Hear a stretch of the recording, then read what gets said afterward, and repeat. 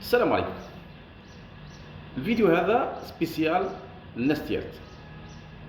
شفنا هذه الأزمة تاع المياه وكيما يقول طاح الفاس في الراس. طاح الفاس في الراس. صاي المشكل ولا الأزمة صارت. السد نشف، الماء ما ولاش يوصل لمدينة تيرت. مدينة تيرت وضواحيها يعني الناس الكل راها تعاني من أزمة المياه، لكن اسكو كي تبلع الطريق وتشعل الروض هذيك وتدير الفوضى راح يتحل المشكل هذا؟ ما راح يتحل. سواء الوالي ولا رئيس الدولة ولا ايا كان واش راح يقدر يحل لكم المشكل هذا في لحظة. ما كاش اللي عنده خاتم سليمان. نتوما كونوا عاقلين، الوجهاء تاع هذيك المنطقة هذيك، الناس الحكماء اللي عندكم حل تقدموا به. ديروا لجنة صغيرة تمثل سكان هذيك المنطقة، قدموا الاقتراحات تاعكم. قال اخويا، قال كاين السد قريب منا كاين معك على 15 كيلو في خدمه تاع سمانتين ولا 3 سمانتين ما كاين حقنا الماء. قال نحفروا حواسي، قال مش عارف انايا. المهم قدموا الاقتراحات، اذا عندكم اقتراحات قدموها، لكن انك تروح تبلع الطريق وتدير الفوضى وكل شيء كما كذا ما راح تغير حتى شيء. والله ما راح تغير حتى شيء. ازمه تاع مياه صرات والحل تاعها ما كانش، يعني ما عندهاش حل هكذا تاع كن فيكون. قال نأمر السحاب يجيك باش تصب المطر، ما كانش.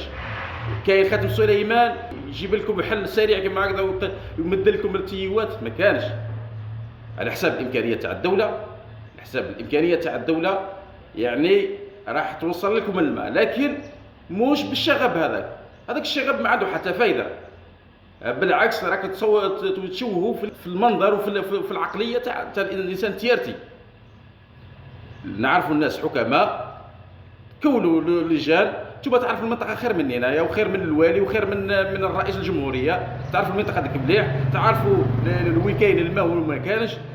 تقدموا الاقتراحات تاعكم. قال ولدي، قال سيد الوالي بانه هنايا في على بعد مش عارف انا 15 كيلو على مدينه تسمسيلت كاين البراج هذا، تقدر تجيبوا لنا منه الماء، يوصل لنا الماء.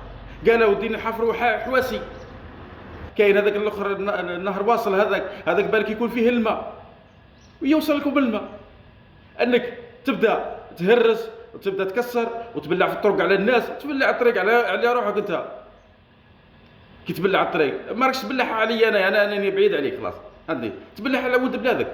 على كذاك انسان يلفو يدير العقل في راسه، وديروا وجهاء وديروا حكماء وقابلوا الوالي ولا قابلوا الوزير الري ولا مش عارف شكون كيما هكذا.